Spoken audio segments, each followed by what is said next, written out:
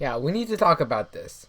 I got quite a bit of pushback on my latest music theory video about slightly advanced music theory concepts when writing pop songs, which my argument was that you shouldn't.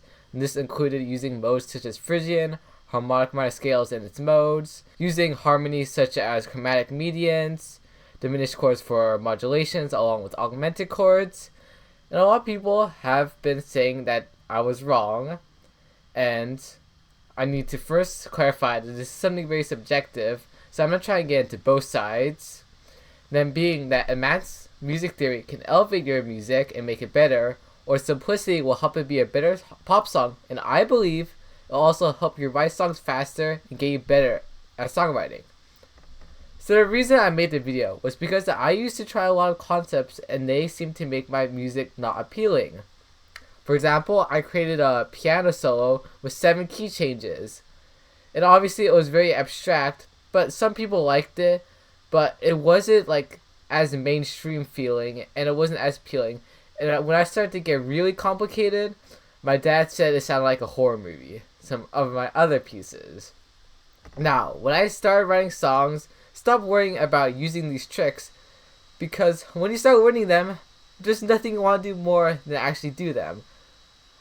But when I didn't, I was able to get a lot more ideas and melodies, especially just with simple harmony.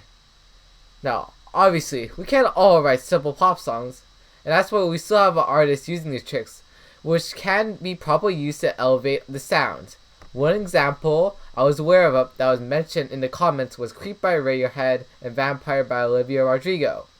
They both use chromatic median as in the major 3 chord, which is a very unique sound. The chord progression shared by the songs also contains the minor 4, which is some modal mixture, another pretty more advanced music theory concept. These songs do not have a typical pop sound, I think it's fair to say that, but both were very successful. Creep got 34th on the Billboard Hot 100, but it's still a very well-known song and brought the band to the mainstream. Kinda. Vampire reached number 1 for 2 weeks, but Olivia Rodrigo's exposure before that really helped boost that. And this is generally the main argument provided by scholars, that if success is possible, songwriters shouldn't shy away from trying these advanced music theory concepts. But I never said it was impossible, but I suggested that you still shouldn't. Because it's easier to get out some videos when you start learning out simple chords and using simple scales.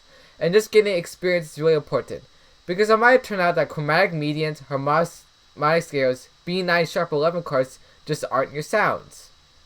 And these tricks can also be hard to implement. Sometimes the best way to use them is to use them sparingly, and the best way to do that is to simply write normally and then try to use these tricks. Just try stuff, and maybe it'll sound even better, who knows?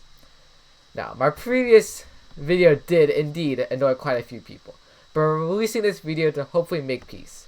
And if you're still not satisfied, then just deal with it. We all have different opinions, especially with something as subjective as music.